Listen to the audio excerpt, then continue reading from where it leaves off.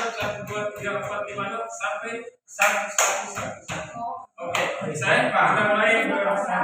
8, 6, 4, 2, 1. Dari kanan lagi dulu. Oke, mulai. 1, 2, 3. 1, 2, 3, 1, 2, 3, 4, 5, 6, 7, 8. 1, 2, 3, 4, 5, 6, 7, 8. 1, 2, 3, 4, 5, 1, 2, 3, 4, 5. 1, 2, 3, 4, 5. 1, 2, 3, 1, 2, 3, 1, 2, 1, 2, 1.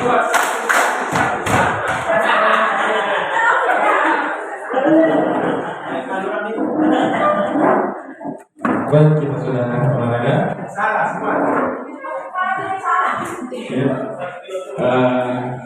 Permainan tadi punya filosofi yaitu kita bersama-sama, kita tepuk bersama, gerak bersama, mulut mengeluarkan kata bersama untuk kita punya kemajuan pendidikan di lembaga kita yang tercinta ini. Oke, seperti yang diberitahu oleh Pak Ara, aksi nyata selanjutnya tentang budaya positif yaitu 5 posisi kontrol guru.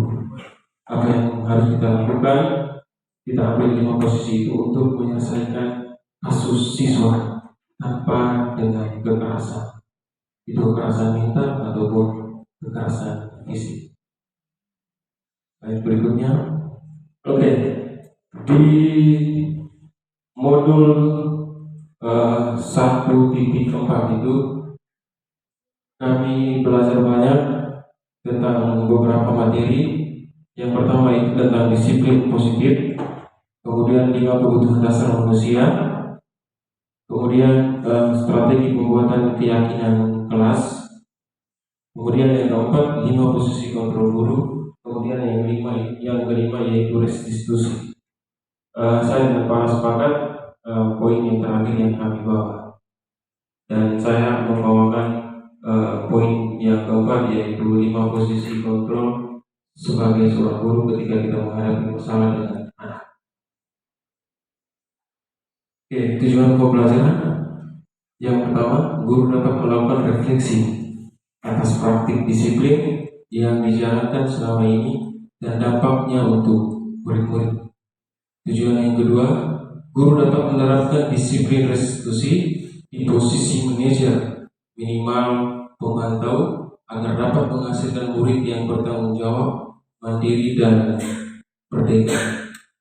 Tujuan pembelajaran yang ketiga, guru dapat menganalisis secara kritis, reflektif, dan terbuka atas penemuan diri yang didapatkan dari mempelajari 5 posisi kontrol. Berikutnya definisi. 5 posisi kontrol dalam restitusi adalah proses perjalanan seorang pendidik agar dapat mengenali dirinya. Kita kenal kita punya diri dulu, baru kita atur orang lain.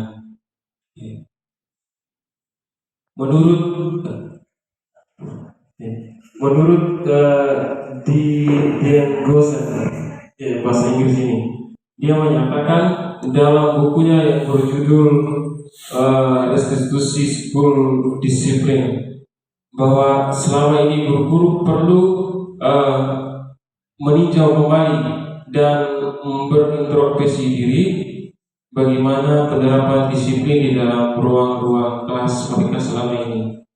Nah, kemudian Bapak Ibu coba baca pertanyaan refleksi, kemudian berdiam sedikit sekitar 2 menit.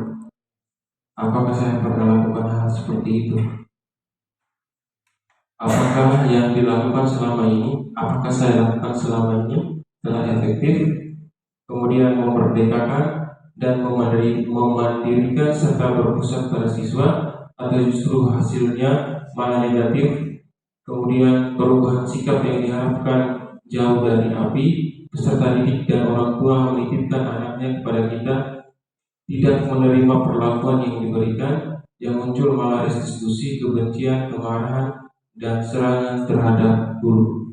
Ini yang sering kita dapatkan ketika kita memberikan hukuman kepada anak yang berlebihan, Kemudian dampak negatifnya adalah tidak terimanya orang tua, kemudian mereka datang ke sekolah dan menyalahkan guru di sekolah. Padahal kita punya pikiran baik untuk mereka, tetapi kita salah menempatkan kita punya tindakan saat itu. Ini refleksi diri, nanti kita masing-masing merefleksikan. Pak Frans.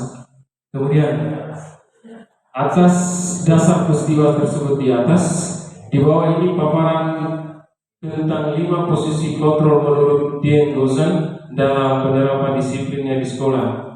Posisi kontrol yang pertama itu sebagai penghukum, kemudian yang kedua membuat murid nanti merasa bersalah, kemudian posisi sebagai teman, kemudian 4 sebagai pemantau, yang kelima sebagai manajer. Posisi kontrol yang kelima ini nanti kita akan bahas sama-sama dan nanti Pak Ara akan mempraktekannya di sini supaya menjadi proses pembelajaran kita ke depan. Kita sama-sama belajar. Kemudian mudah-mudahan dengan pemaparan ini bisa menjadi introspeksi diri yang dilanjutkan dengan perbaikan tingkah langkah penerapan dalam mengatasi masalah anak tanpa menggunakan kekerasan. Oke, sekarang kita masuk ke posisi kontrol yang pertama sebagai penghukum. Sebelum itu saya menampilkan video dulu posisi kontrol sebagai penghukum.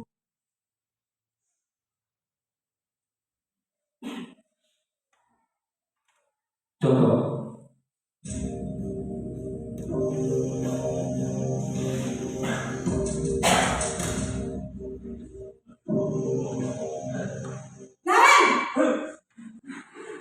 Sini kamu.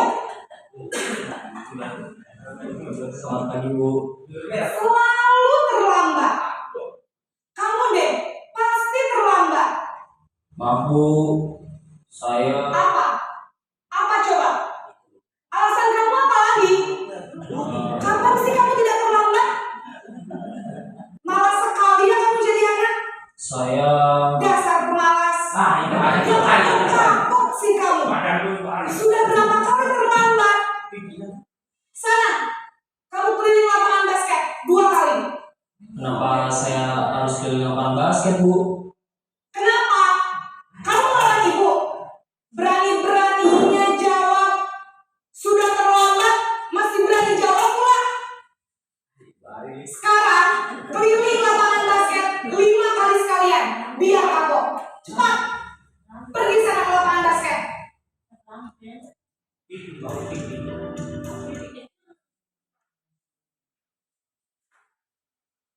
Oke, video singkat tadi itu posisi kita guru sebagai penghukum. Jadi anak belum menjawab, kita sudah gurunya sudah wow. Jadi itu kita membunuh minta anak untuk mereka berkarya. Mereka memberikan alasan kenapa saya bisa terlambat. Kebanyakan kita guru kita tampar dulu bertanya alasannya. Belum apa-apa kesana anak belum menjawab kita tampar. Terlambat kenapa dia belum memberikan alasan kita sudah pop-pak. Jadi anak mentalnya terganggu. Di sini seorang penghukum bisa menggunakan hukuman fisik maupun verbal. Orang-orang yang menjalankan posisi penghukum senantiasa mengatakan bahwa sekolah memerlukan sistem atau alat yang dapat lebih menekan murid-murid lebih dalam lagi. Guru yang menerapkan posisi penghukum akan berkata, contohnya patuhi saya, atau awas nanti saya pukul, atau lagi kamu selalu saja salah. Padahal kita guru juga mungkin pernah salah, kita juga mungkin pernah terlambat. Berikutnya guru selalu yang paling pembelajaran bisa berhasil, yaitu cara dia punya. Dia tidak mau menggunakan cara lain untuk mengatasi masalah atau kasus siswa. Guru paling benar, guru tidak pernah bersalah. Kemudian posisi kontrol yang kedua yaitu sebagai pembuat rasa bersalah. Kita lanjutkan video singkat.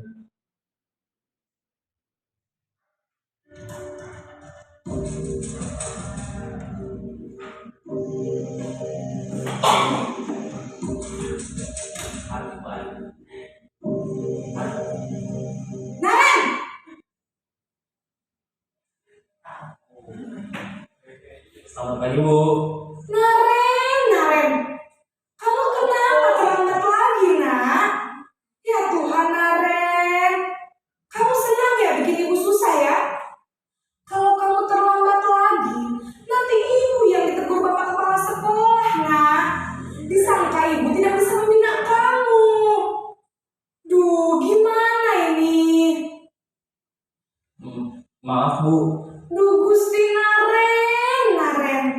kamu suka ya kalau ibu ditegur bapak kepala sekolah? Terus, sekarang ibu harus tulis apa yang di buku absen? Ini kamu sudah sering terlambat loh. Ibu harus apa coba? Maaf, Bu. Maaf sekali. Ya sudah, lain kali jangan bikin ibu susah lagi ya, nak ya. Ibu tidak akan kuat lagi kalau kamu begini terus. Bisa jantungan kalau ibu ditegur bapak kepala sekolah. Sana cepat ke kelas. Maaf ya, Bu. Maaf sekali.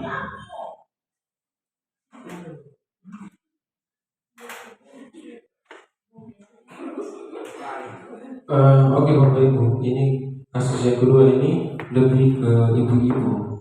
Ya. Mereka dalam suatu kasus siswa contohnya terlambat tadi, jadi guru ketika siswanya juga memberikan pendapat, memberikan alasan kenapa dia terlambat, tetapi gurunya langsung membuat siswa itu merasa bersalah. Ya. Dengan memberikan pertanyaan-pertanyaan seperti ini, ibu sangat kecewa sekali dengan kamu. Itu pertanyaan-pertanyaan membuat murid merasa bersalah. Yang kedua, berapa kali bapak atau ibu harus memberitahu kamu kenapa terlambat? Kemudian gimana coba kalau orang tua kamu tahu kamu berbuat begini? Ya. Di posisi ini murid akan memiliki penilaian diri yang buruk tentang diri mereka. Murid merasa tidak berharga dan telah mengecewakan orang-orang yang disayanginya. Oke. Jadi seorang guru membuat murid itu merasa bersalah dengan memberikan pertanyaan yang menyudutkan murid, seolah-olah bahwa murid itu juga bersalah. Oke. Itu posisi kontrol yang kedua. Kita ke posisi kontrol yang ketiga.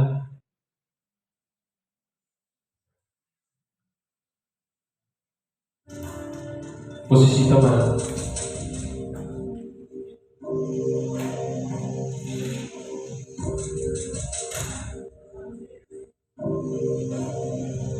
Naren,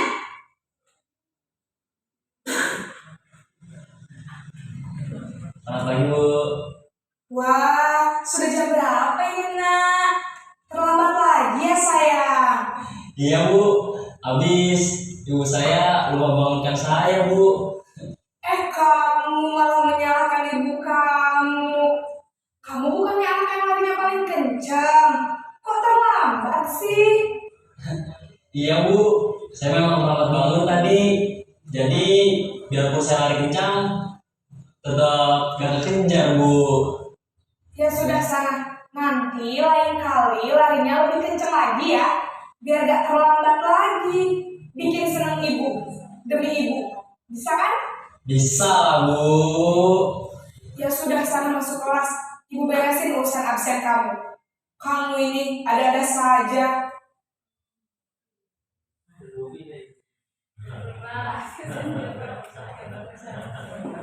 Oke, posisi yang ketiga yaitu teman. Jadi guru memposisikan diri bahwa dia ketika anak buat kasus, mereka dua adalah teman. Ya. Jadi tidak ada hukuman di situ. Yang ada hanyalah membuat murid merasa bersalah juga, kemudian memberikan pertanyaan-pertanyaan kepada murid supaya dia lebih akrab lagi. Sudah mulai masuk akrab dengan murid. Beberapa pertanyaan yang dilontarkan yaitu, ayo bantulah demi bapak atau demi ibu. Ya. Kemudian dengan pertanyaan seperti itu bahwa kita memaksa anak supaya dia menghargai kita punya posisi sebagai seorang guru. Ya. Kemudian ada pertanyaan lagi, ayo ingat tidak bantuan bapak selama ini. Berarti ada sesuatu yang kita pernah bantu untuk murid, kemudian ketika murid itu berbuat salah, kita mau mengambil imbalan dari kasus tersebut. Oke. Kemudian yang selanjutnya, hal negatif dari posisi teman adalah bila suatu saat guru tersebut tidak memberi mereka, saat guru tersebut tidak membantu, maka murid akan kecewa dan berkata, saya pikir bapak atau ibu adalah teman saya. Murid merasa dikecewakan dan tidak mau lagi berusaha. Hal lain yang mungkin timbul adalah murid hanya akan bertindak untuk hal tertentu dan tidak untuk hal lainnya. Murid akan tergantung pada guru tersebut. Jadi setiap kali murid buat salah, memberikan imbalan terhadap murid. Jadi ketika imbalan tidak ada, maka murid juga tidak akan disiplin lagi. Itu posisi yang ketiga sebagai teman. Kemudian posisi yang keempat sebagai pemantau.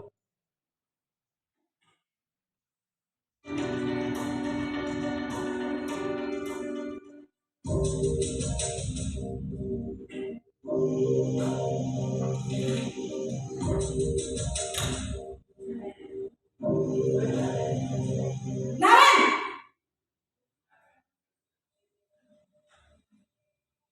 Selamat pagi Bu. Naren, apa peraturan sekolah kita tentang jam berapa kita harus masuk sekolah, Nak? Kita harus di sekolah jam 7 Bu. Iya betul, sekarang sudah jam 7.20.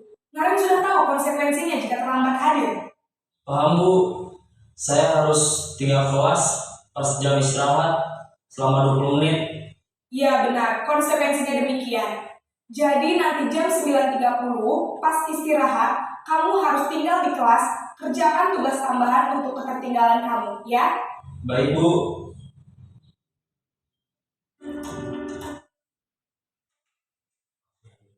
Oke, ini sebagai posisi pemantau.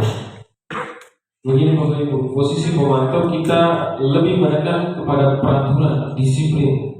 Kayak tadi, terlambat poinnya begini, terlambat ke sekolah poinnya 2, kemudian minum atau buat berkelahi di dalam kelas, skor sanksinya 50. Jadi guru sebagai guru menempatkan posisinya, ketika ada salah langsung konsekuensi ke sanksinya, tanpa melihat lagi latar belakang siswa. Pertanyaan-pertanyaan yang muncul dalam poin yang 4 ini pemantau, kemudian pertanyaannya biasanya peraturan apa, kalau ketika melanggar konsekuensinya apa, kemudian sanksi atau konsekuensinya apa. Seorang pemantau atau seorang guru menjadi pemantau sangat mengandalkan perhitungan, catatan, data yang dapat digunakan sebagai bukti atas perilaku seseorang. Posisi ini akan menggunakan stiker, slip catatan, daftar cek, atau buku piket. Posisi pemantau sendiri berasal dari teori stimulus respon yang menunjukkan tanggung jawab guru dalam mengontrol murid.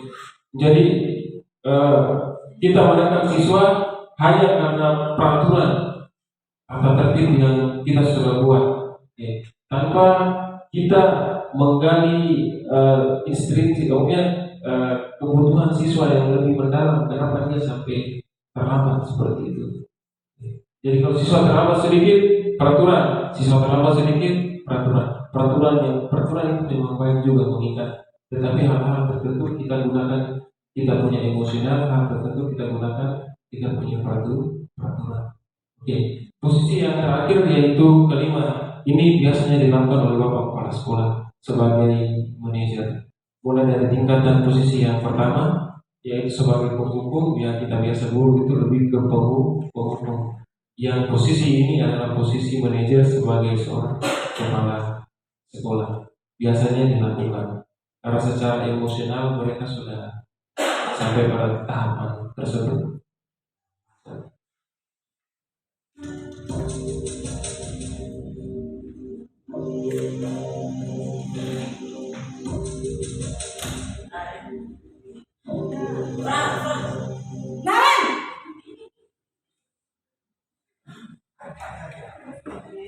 Selamat pagi Bu. Selamat pagi Naren. Maaf Bu, saya terlambat. Iya, sekolah masuknya jam 7, sekarang sudah jam 7.20.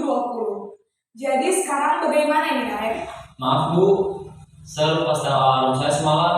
Baiklah, menurut kamu, keyakinan sekolah yang mana yang perlu kamu tingkatkan? Menghargai diri sendiri dan orang lain mungkin ya Bu. Setuju. Jadi, apakah Naren meyakini prinsip saling menghormati tersebut? Iya Bu, saya meyakininya. Apakah Naren bersedia memperbaiki masalah keterlambatan ini? Bersedia Bu. Bagaimana kamu akan memperbaiki masalah keterlambatan ini? Saya akan coba untuk tidak lupa menyetel alarm saya Bu. Baik, kalau Naren lupa menyetel alarm di rumah, ada orang yang kira-kira bisa bantu mengingatkan tidak?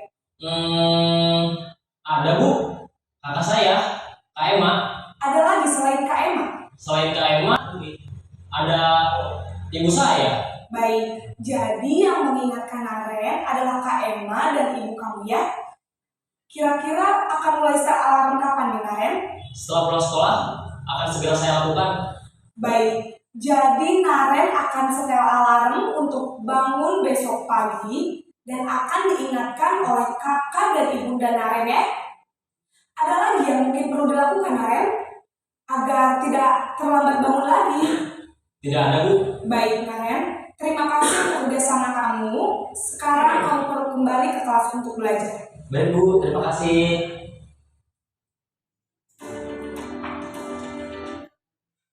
Oke, untuk posisi yang kelima sebagai manajer ini nanti dijelaskan lebih rinci oleh Pak A. Bagaimana caranya kita mengatasi kasus siswa menggunakan segitiga restitusi pada posisi kita sebagai seorang manajer.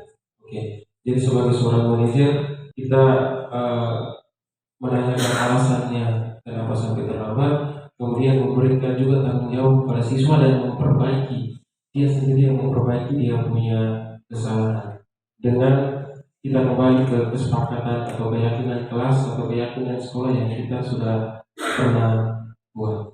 Oke, cuma itu saja untuk materi dari saya. Yang terakhir, terima kasih banyak atas perhatiannya. Waktu saya berikan ke Pak Alat.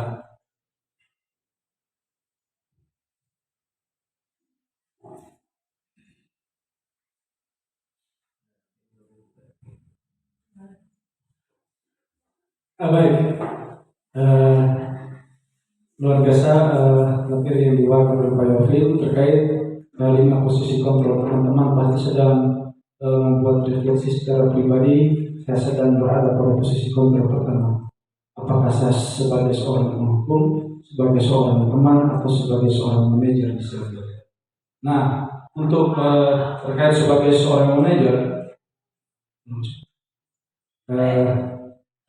untuk mengatasi tingkah laku siswa yang berbeda tentunya ada salah satu cara yang kami pelajari pada modul 1.4.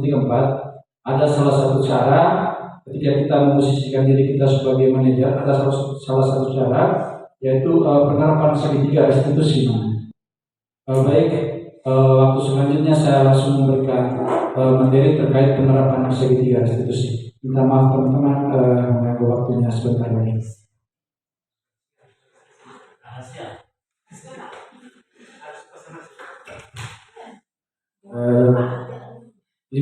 20 menit kira-kira. Baik, jadi teman-teman terima kasih. Aksi nyata saya kali ini terkait penerapan budaya positif. Jadi penerapan budaya positif. Tadi saya kan. Baik, terkait pemahaman budaya positif. Menurut Ki Hajar Dewantara dia mengatakan bahwa sekolah seperti halnya sebuah ladang penyemaian bibit-bibit baru. Dalam filosofinya dia mengatakan bahwa sekolah seperti halnya sebuah ladang tempat persemaian bibit-bibit baru. Agar bibit tersebut berkembang secara maksimal, maka seorang petani haruslah memperbaiki kondisi tanaman, bukan mengganti bibit. Seorang petani perlu memperbaiki kondisi tanaman, memelihara bibit tanaman, memberi pupuk dan air, membasmi hama pengganggu bibit-bibit yang disemaikan itu, agar bibit yang disemai oleh petani dapat tumbuh subur seperti yang petani impikan. Baik, Bapak Ibu guru yang terkasih, filosofi KHD ini, Ki Hajar Dewantara ini, yang sedang mau mengatakan kepada kita bahwa sekolah adalah ladang benih atau bibit adalah murid, sedangkan guru adalah petani. Sekolah adalah ladang, benih atau bibit adalah murid, sedangkan guru adalah petaninya. Beliau mau mengatakan kepada kita bahwa guru adalah pemeran utama pembentukan karakter dan pengetahuan murid. Karena meskipun bibitnya unggul, namun setelah disemai dan tidak dirawat, maka bibit itu akan kerdil dengan sendirinya. Sama halnya dengan proses pendidikan.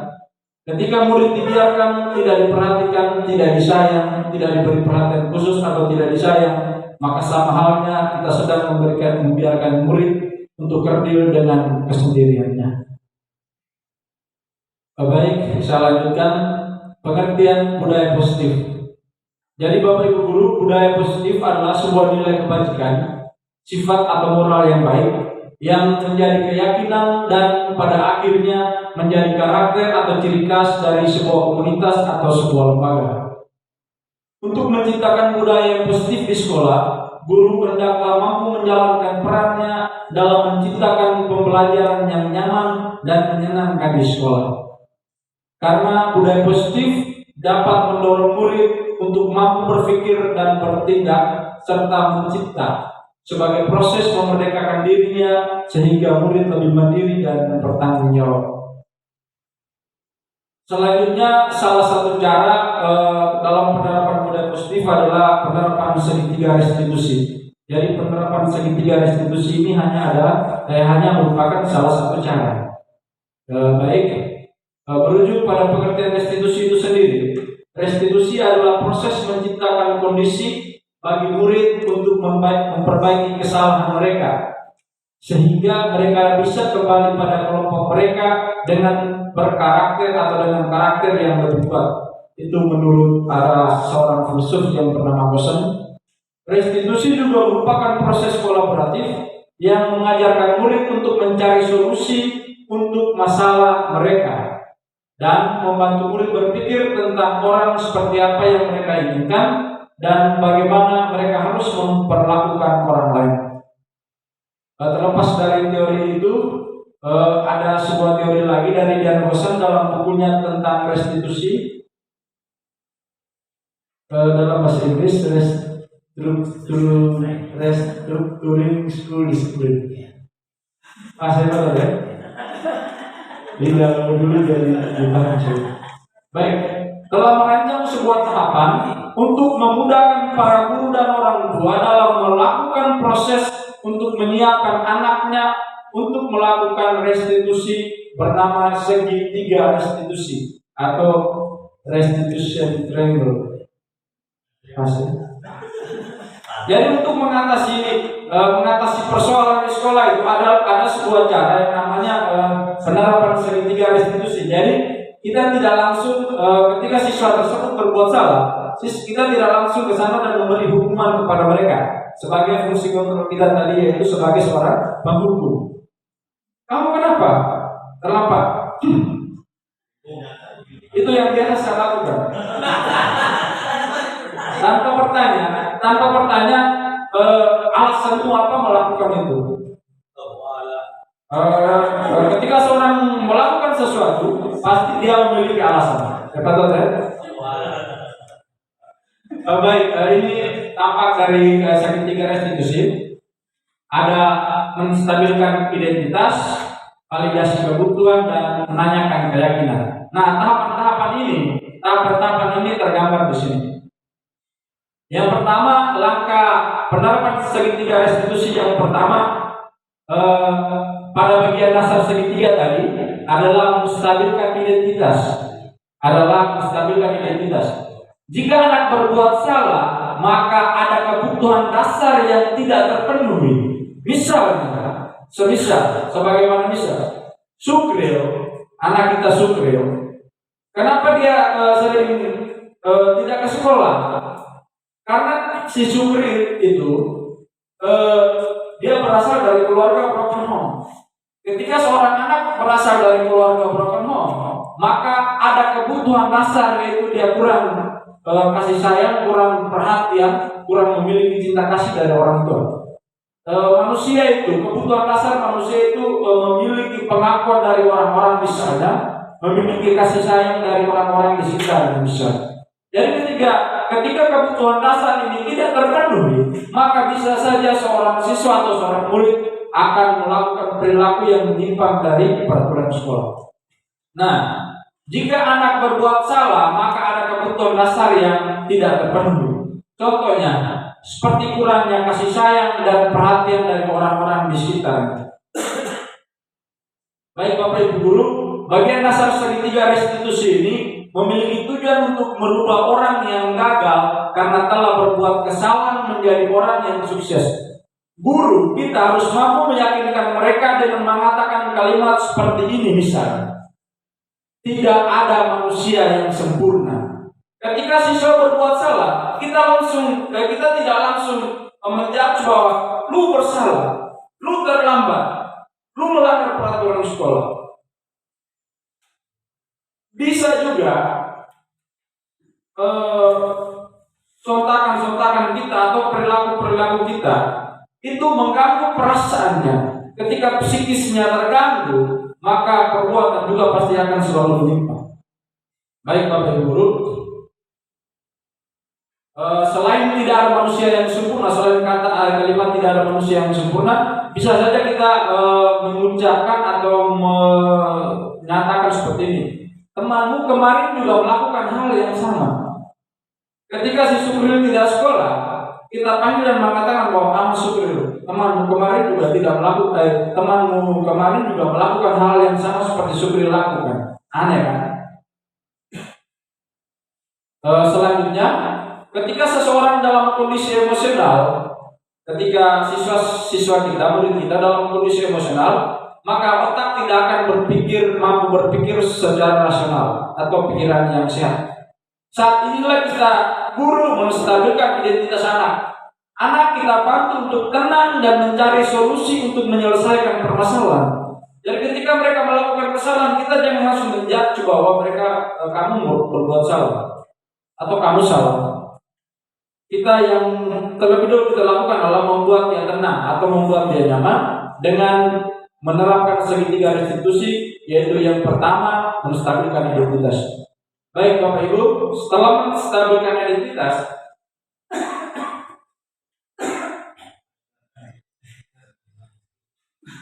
masuk pada langkah yang kedua, yaitu memvalidasi tindakan yang salah. Langkah restitusi yang kedua yaitu memvalidasi tindakan yang salah.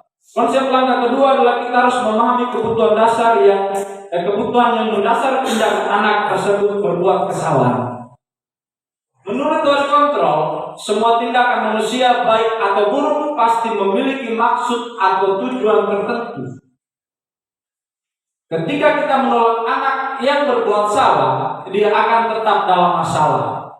Yang diperlukan adalah kita memahami alasan kenapa dia melakukan kesalahan. Ketika anak merasa dipahami, maka dia secara tidak langsung psikisnya juga akan tenang. Contoh pertanyaan pada penerapan segitiga restitusi yang kedua ini adalah penerapan langkah kedua pada segitiga restitusi adalah kamu pasti punya alasan kenapa kamu harus melakukan hal ini. Bapak Ibu, ketika anak datang terlambat, kita jangan langsung menghukum. Kita tanya dulu, kenapa kamu datang ke sekolah terlambat misalnya, atau kenapa kamu bolos, atau kenapa kamu semalam begadang. Baik, itu langkah yang kedua. Langkah yang ketiga adalah menanyakan keyakinan. Ketika langkah yang pertama dan langkah kedua sudah dilakukan, maka anak akan siap untuk dihubungkan dengan nilai-nilai yang dia percaya dan berpindah menjadi orang yang dia inginkan. Contoh pertanyaan pada penerapan segitiga restitusi pada langkah ketiga ini, yaitu apakah kamu masih ingat peraturan terkait disiplin waktu ketika kita sudah menenangkan anak tersebut, ketika kita sudah menanyakan kenapa anak tersebut membuat kesalahan atau kenapa anak tersebut berperilaku menyimpang dari peraturan sekolah. Langkah yang berikut adalah menanyakan keyakinan. Contohnya, apakah kamu masih ingat peraturan sekolah terkait disiplin waktu? Anak pasti menjawab masih ingat. Kita tanya lagi, peraturan sekolah seperti apa? Nah, Bapak Ibu, penting menanyakan ke anak tentang kehidupan ke depan yang dia inginkan. Contoh pertanyaan, apakah kamu tahu dampak ketidakdisiplinan ini untuk masa depan kamu ketika kamu terus melakukan hal yang sama? Kita mulai memberikan gambaran bahwa kalau kamu tidak disiplin terus, apa yang akan terjadi pada masa depanmu nanti? Baik, lanjut. Ketika mereka sudah menemukan gambaran masa depannya, ketika selesai bertanya, kita memberikan mereka waktu sedikit untuk merefleksikan pertanyaan tadi. Langkah yang berikut, ketika mereka sudah menemukan gambaran masa depannya, guru dapat membantu mereka untuk tetap fokus pada gambarannya. Contohnya, kamu akan menjadi orang sukses jika kamu terus disiplin waktu sepanjang hidupmu. Baik Bapak Ibu, jadi itu terkait penerapan segitiga restitusi ketika menghadapi seorang siswa yang berperilaku menyimpang. Jadi sebenarnya segitiga restitusi ini dia sedang mengatakan kepada kita bahwa setiap anak yang melakukan kesalahan atau berperilaku menyimpang dari peraturan sekolah pasti mereka mempunyai alasan tertentu. Dan guru tidak boleh langsung menjudge atau langsung menghukum bahwa kamu salah. Bisa ya? Baik, dengan demikian maka materi saya atau membagi praktik baik terkait penerapan segitiga restitusi saya ini selesai. Sekarang saya ke contoh video penerapan segitiga restitusi. Minta maaf ya Bapak Ibu ya.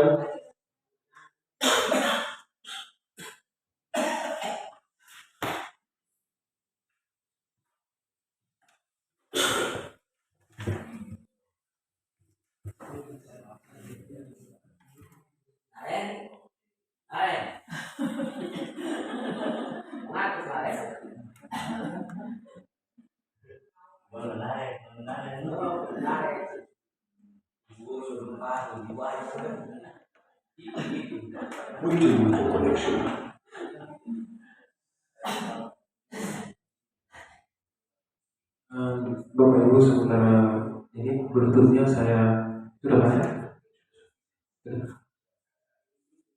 Oke, ini saya cerita pengalaman sedikit waktu saya masih di bawah. Kalian juga mungkin tahu. Wah, posisi kontrol saya di bawah itu adalah sebagai penghukum itu selalu 80% ke atas. Jadi kalau ketika siswa terlambat sedikit itu mulai dari pintu gerbang itu, berutut mulai dari pintu gerbang itu sampai di kelas. Itu mau perempuan atau mau laki-laki, saya juga tidak terlalu berpikir tentang itu.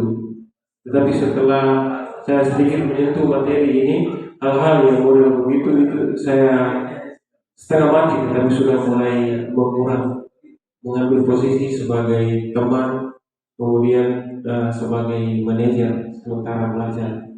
Kalau tidak, lumayan juga bentak-bentak siswa, kemudian salah sedikit pukul tempel. Padahal siswa berbuat seperti itu karena mereka punya kebutuhan dasar. 5 kebutuhan dasar itu belum terpenuhi.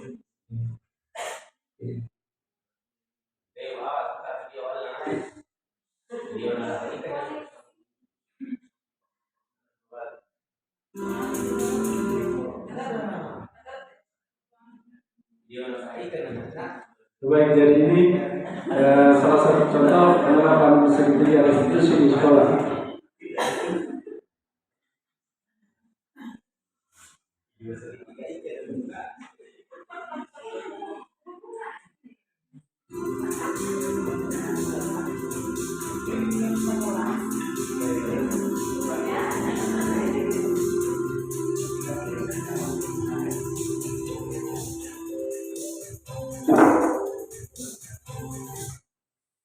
Baik, dari kasus pertama ini ada 2 kasus ya Bapak Ibu ya.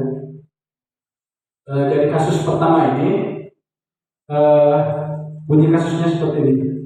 Abi, siswa kelas 5 SDN 3 Perhubung, minta maaf, kasus pertamanya melanggar peraturan sekolah, tidak memakai atribut lengkap saat upacara. Abi, siswa kelas 5 SDN 3 Perhubung, pada hari Senin bertugas menjadi petugas upacara. Ia sampai sekolah tepat sebelum upacara dimulai. Saat memasuki lingkungan sekolah, ia menunduk dan terlihat ketakutan. Ternyata ia lupa tidak membawa dasi dan topi sebagai kelengkapan atribut upacara. Nah, sekarang kita akan kita menyaksikan bagaimana penerapan segitiga restitusi pada kasus ini.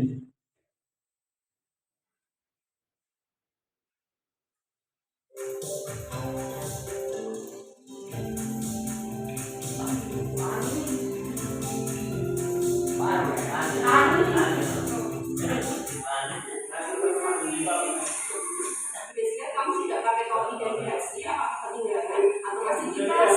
Ya,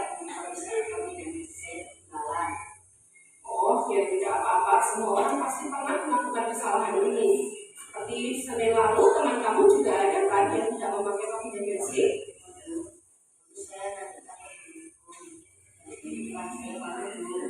Tidak apa-apa. Kamu melakukan kesalahan ini pasti ada alasannya kan?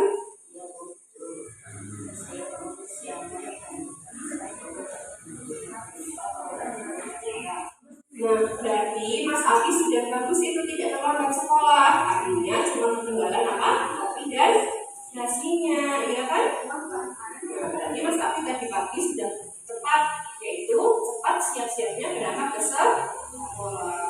Nah, sekarang kita lihat lagi. Mas Abi tidak membawa topi dan dasi. Kira-kira tindakan Mas Abi itu melanggar keyakinan kelas atau prinsip dari kamu apa tidak? Keyakinan kelas apa yang disebut dilanggar? Nah, Mas Abi sudah tahu kan? Kira-kira kalau bersama aku itu penting apa tidak untuk kamu?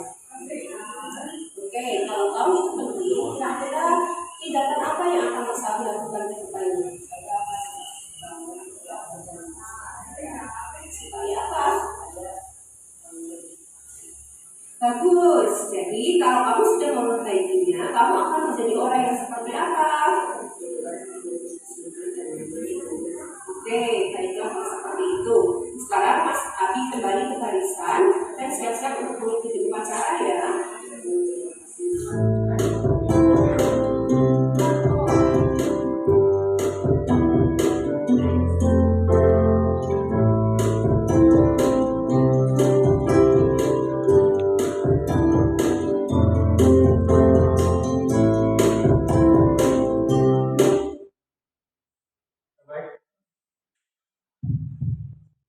Tadi pada kasus 1, Ibu Guru Manja tadi, bukan Ibu Ani atau Ibu Sofi, tadi namanya Ibu Guru Manja. Ibu boleh mungkin, kalau ada tuh ibu boleh. Oh, bisa. Ketika anak melanggar peraturan sekolah, tidak menggunakan topi dan dasi, dia tidak langsung menghukumnya, tetapi dia menerapkan segitiga restitusi seperti yang telah saya paparkan tadi. Dia menempatkan dirinya sebagai manajer. Baik, berikut kasus yang kedua, melanggar peraturan sekolah, tidak mengerjakan tugas atau PR. Kasusnya, Suci adalah siswa kelas 5 SDN 3 Pelumpungan. Saat Ibu Desi masuk kelas, ia terlihat kebingungan dan sedang sibuk mengerjakan sesuatu. Lalu Ibu Desi menghampirinya. Ternyata dia belum mengerjakan PR yang seharusnya akan dinilai sebentar lagi. Ini kalau saya, kenapa kamu tidak kerja PR? Namanya tidak gua kamu di beli makanan ya. Itu kalau saya. Nah, sekarang bagaimana menghadapi siswa seperti ini? Kita akan menyaksikan video ini bersama.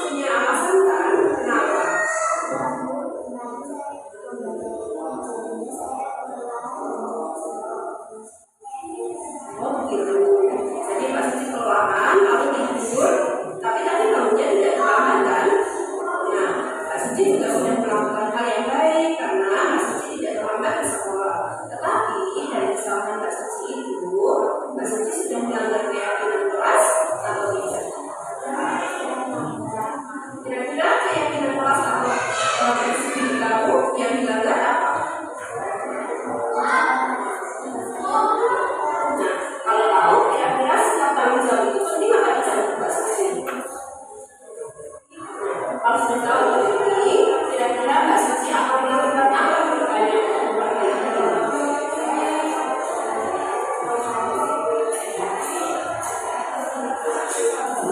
Bagus. Jika Mbak Suci sudah memperhatikannya, kira-kira Mbak Suci akan menjadi orang yang seperti apa bertanya?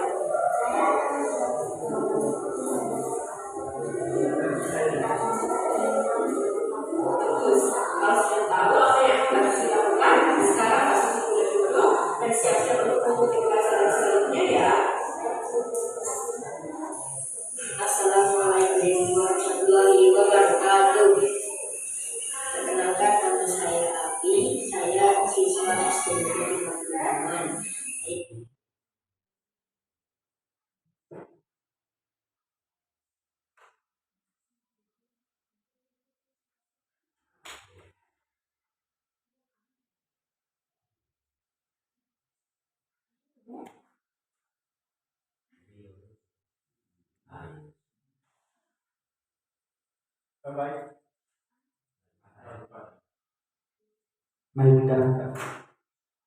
Baik teman-teman, jadi itu tadi materi yang saya paparkan tadi itu salah satu cara menghadapi siswa yang berperilaku menyimpang atau melanggar peraturan sekolah atau yang tidak sesuai dengan yang kita harapkan. Baik, jadi teman-teman tentu masih ingat langkah pertama dalam segitiga restitusi tadi apa? Menstabilkan identitas ya, menstabilkan identitas, menenangkan psikisnya dulu, menenangkan anak tersebut dulu, baru masuk pada langkah yang kedua adalah validasi kebutuhan. Kenapa kamu melakukan hal itu? Kenapa kamu terlambat? Kenapa kamu tidak mengerjakan PR? Setelah itu baru yang terakhir menanyakan keyakinan. Baik teman-teman yang saya kasih dan saya banggakan, maaf telah menyita waktunya barang sekitar 1 jam. Minta maaf banyak-banyak. Tadi ada yang saya lihat sudah mengantuk, sudah lapar. Minta maaf kami tidak menyuguhkan sesuatu untuk kita santap bersama pada kesempatan pagi hari ini.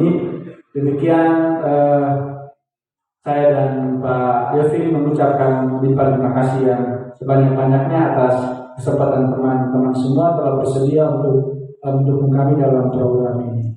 Terima kasih, selamat siang.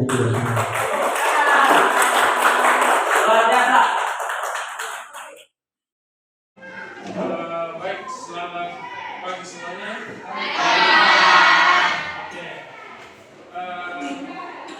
Apa kabar? Sehat-sehat semua ya? Hari ini kita sama-sama membuat keyakinan kelas. Ini adalah salah satu tugas dari Pak yang sementara mengikuti pendidikan guru penggerak angkatan 10 di Kabupaten Flores Timur.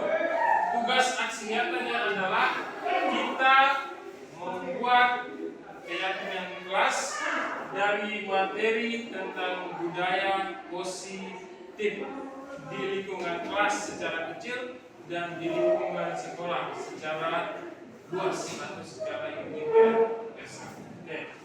Tapi sebelum Pak menjelaskan secara singkat materi tentang keyakinan kelas, coba kita lihat di papan ini. Ini ada tulisan yaitu tata tertib siswa. Yang kedua ada tata krama siswa. Siapa yang bisa mendefinisikan apa itu tata tertib? Ayo. Ya, silakan. Oke, peraturan yang harus kita laksanakan dengan baik. Yang kedua, apa itu tata tertib siswa? Siapa bisa? Ayo.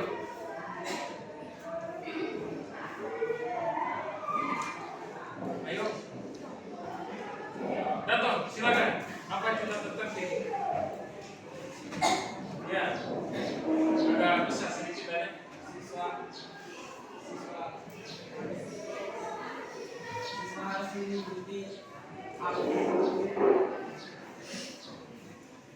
siswa harus mengikuti apa yang Oke, siswa harus mengikuti apel bendera pada saat hari Senin. Pada dasarnya adalah, coba lihat di belakang.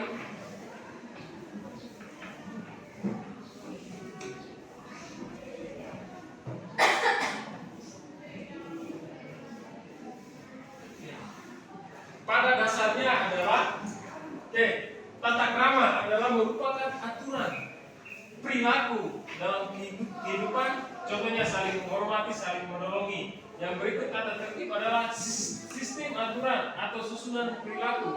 Jadi dua-dua ini adalah peraturan. Apabila kita melanggar dari aturan ini, maka akan dikenakan konsekuensi atau hukuman.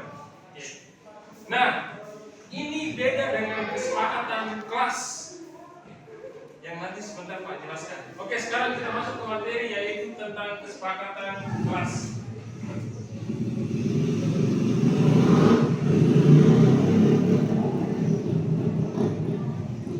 Oke, adik. Ini kesepakatan keyakinan kelas atau kesepakatan kelas. Tata krama dengan tata tertib biasanya itu langsung digelontorkan peraturannya dari sekolah. Apakah adik-adik pernah membahas ini? Ya. Keyakinan kelas yang pertama adalah kita bahas bersama-sama. Definisi dari keyakinan kelas adalah nilai kebajikan atau kemuliaan akhlak, kesadaran diri, bukan peraturan yang diberikan, tapi kesadaran dari dalam diri tentang prinsip-prinsip universal yang disepakati bersama secara universal, terlepas dari latar belakang suku, agama maupun ras. Ada seorang ahli namanya Gosen. Dia menyatakan bahwa keyakinan akan lebih memotivasi seorang diri dalam keyakinan akan lebih memotivasi seorang dari dalam diri. Seorang akan lebih bersemangat untuk menjalankan keyakinan daripada hanya sekedar mengikuti rangkaian peraturan. Jadi sebenarnya kita membuat keyakinan kelas itu berdasarkan apa yang kita lakukan, berdasarkan dari diri sendiri.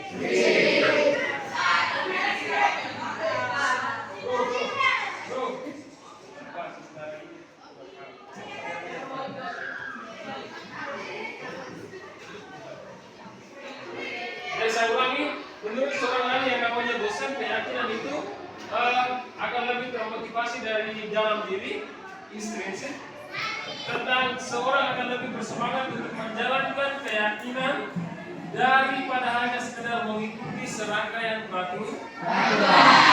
Oke, berikutnya.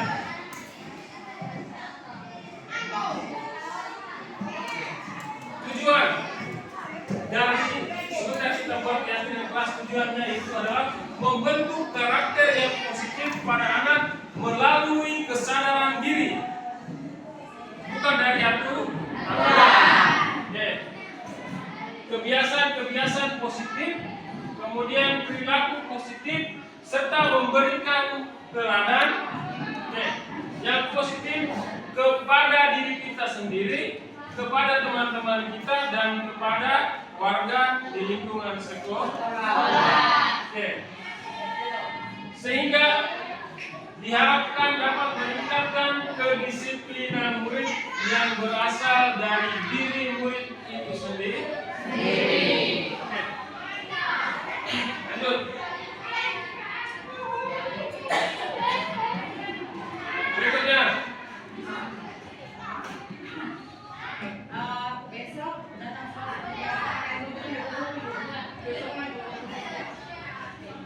Berikutnya, cara membentuk keyakinan kelas. Yang pertama, pembuatan keyakinan kelas melibatkan semua warga kelas. Berikut, keyakinan kelas hendaknya tidak terlalu banyak. Banyak sekali kan? Hendaknya tidak terlalu banyak sehingga mudah diingat dan dipahami oleh warga kelas. Menggunakan kalimat-kalimat yang positif. Berikutnya, keyakinan kelas baiknya sesuatu yang dapat diterapkan di lingkungan tersebut. Jadi peraturan itu banyak sekali, keyakinan kelas jangan terlalu banyak. Intinya adalah kita harus menjalani. Oke. Berikutnya adalah perlu adanya tinjauan kembali kembali keyakinan kelas dari waktu agar tetap relevan. Jadi nanti kita naik ke kelas berikutnya, kita buat keyakinan kelas yang baru. Jadi keyakinan kelas tidak semerta-merta mulai dari kelas 7 sampai kelas 9 itu kita tetap satu keyakinan kelas, tidak. Itu diganti sesuai dengan kondisi saat itu. Lanjut.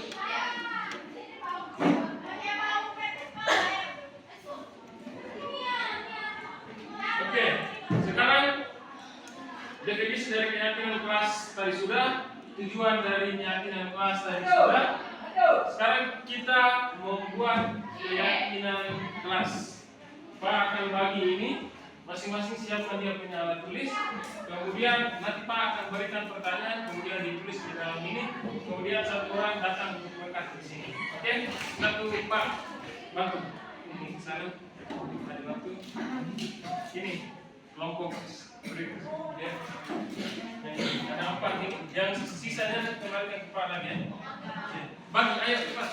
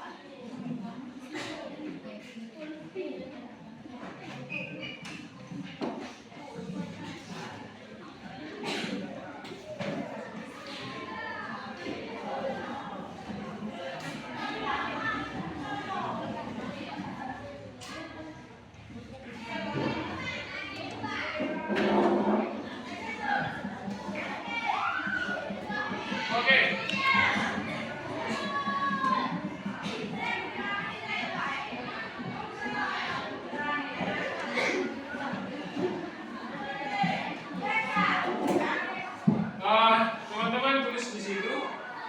Contohnya begini. Ketika orang berbicara, kemudian maka kita berbuat apa? Mendengar itu adalah salah satu sikap adalah apa? Menghargai. Ya, oke, seperti itu ya. Ketika, coba adik-adik lihat di dalam kelas, lihat di bawah. Bersih atau tidak? Tidak. Maka sikapnya adalah kebersihan. Jadi masing-masing tulis jangan banyak-banyak. Tulis satu saja apa yang diharapkan di dalam kelas. Satu saja, jangan banyak-banyak. Oke, saya berikan waktu 2 menit. Apa yang kamu harapkan tentang sekolah, tentang kelas ini? Apa yang kamu harapkan tentang sosial dengan teman? Oke. Waktunya 2 menit.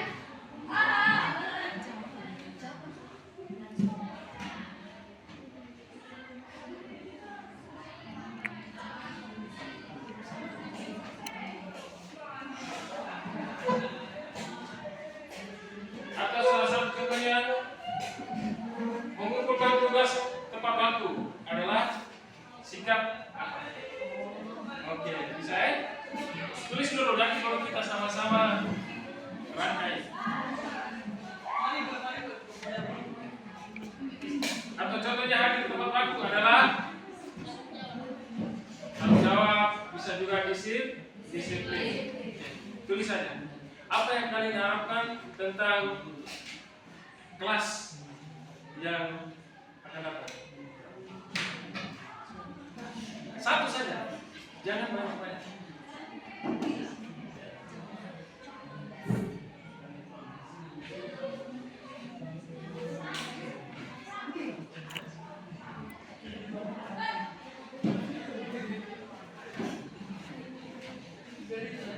Ya, silakan.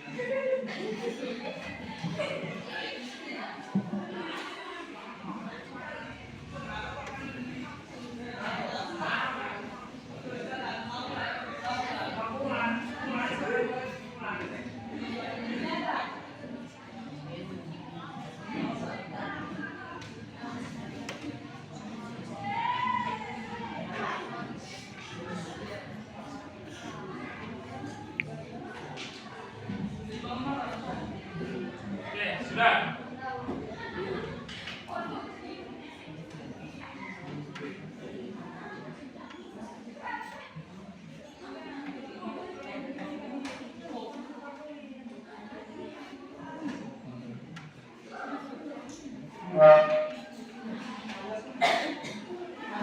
Sudah? Sudah. Oke, deret ini. Yang deret ini datang tackle di sini. Ayo, silakan.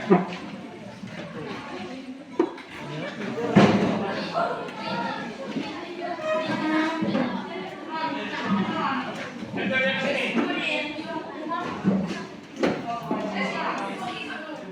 Sorry, tulis dengan nama. Tulis dengan nama. Nama panggilan saja. Ya, ya. Panggilan.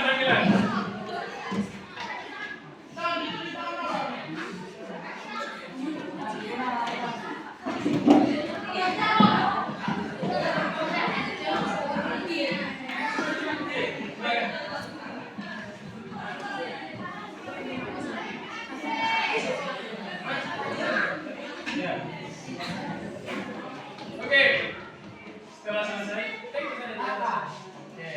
Angkat saja.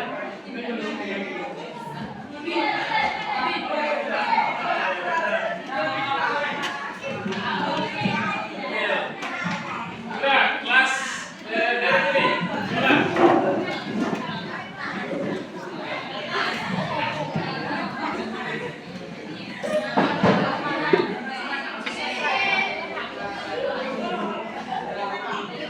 Oke, kelas ini.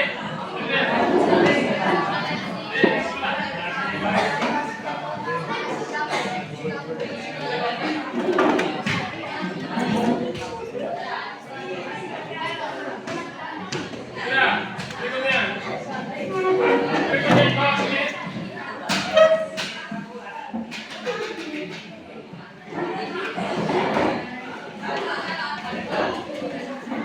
Oke, Mas. Satu orang datang untuk baca. Setelah itu baru kita sama-sama simpulkan dari apa yang kalian tulis di sini. Bisa? Nah, siapa yang bisa berani? Silakan. Ayo.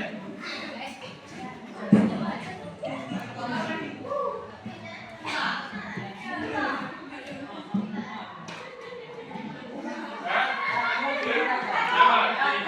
Coba.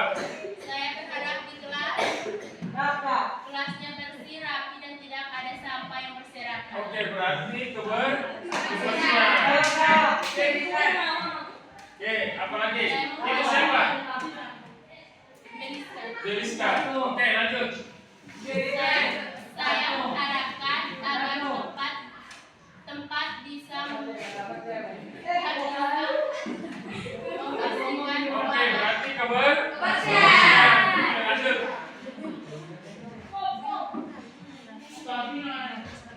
Sekali lagi. Saya mau saat berbicara kita mendengarkan. Oke, berarti saling mengerti.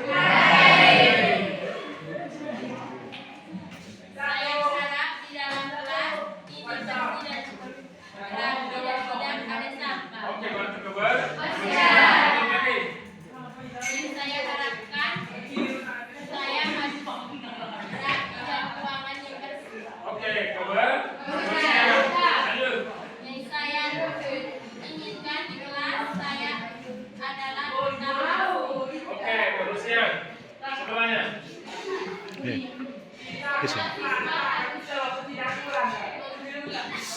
mengajarkan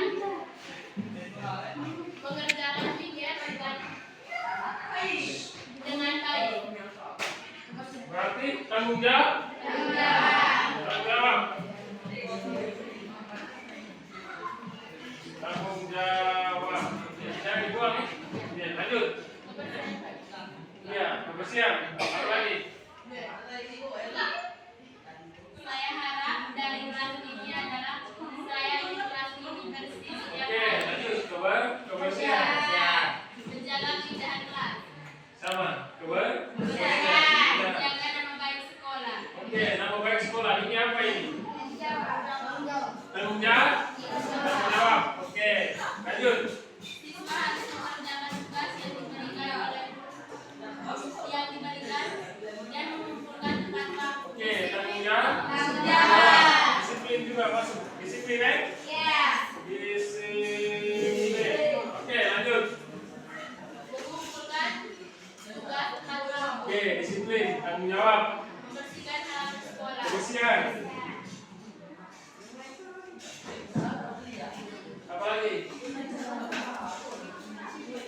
Lanjut di sebelah sini. Hafal. Mengikuti aturan tepat waktu. Oke, disiplin. Lanjut. Bukan tugas tepat waktu. Disiplin. Mengerjakan tugas tepat waktu. Oke, disiplin. Keadaan di dalam kelas. Keadaan di dalam kelas kotor maka siap dibersihkan. Oke, kebersihan. Lanjut. Jika berada di dalam kelas harus berbahasa Indonesia. Ini apa ini? Berbahasa Indonesia. Ini kewajiban. Memakai seragam sesuai peraturan. Kewajiban atau disiplin. Kebersihan mobil dan sembarangan. Oke, kebersihan atau itu juga tanggung jawab. Oke. Sudah, silakan duduk. Terima kasih Pak. Iya, kalian sebenarnya kalian masing-masing tulis kalian punya guna, kalian punya keinginan. Contohnya ambil tentang kedisiplinan. Maka harapan kedepannya adalah datang tepat waktu. Hal-hal yang mengenai kedisiplinan itu harus ada pada diri Hafid. Nah begini, sekarang anak-anak sekarang ini peraturan yang mau dikasih oleh guru atau kesadaran dalam dirinya itu juga kadang-kadang mereka tidak akan lakukan. Padahal kesadaran di dalam diri itu adalah salah satu hal pertama untuk menjadi orang sukses. Maka nanti tugas kita adalah dari keyakinan kelas yang kita sudah sepakati, yaitu kebersihan, saling menghargai, tanggung jawab, disiplin, kewajiban. Kemudian dengan poin-poin turunannya di bawah, tadi contohnya kebersihan, menjaga kebersihan kelas. Ini kan keyakinan kelas dalam satu semester ke depan yang akan kita lakukan. Cuma 5 saja ini: kebersihan, saling menghargai, tanggung jawab, disiplin, dan kewajiban. Apabila nanti ada orang yang tidak bersih atau tidak disiplin, maka kita akan kembali tanyakan kesepakatan kelas atau keyakinan kelas yang dia sudah tulis. Dengan dasar itu, maka nanti Pak akan mengambil tindakan untuk bukan menghukum, untuk memperbaiki. Oke, nanti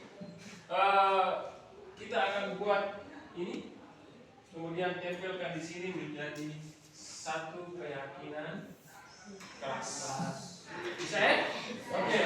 Sampai di situ saja. Semoga dengan keyakinan kelas masing-masing yang sudah tulis di depan itu menjadi motivasi di dalam diri untuk merubah dia punya tingkah laku ke depan.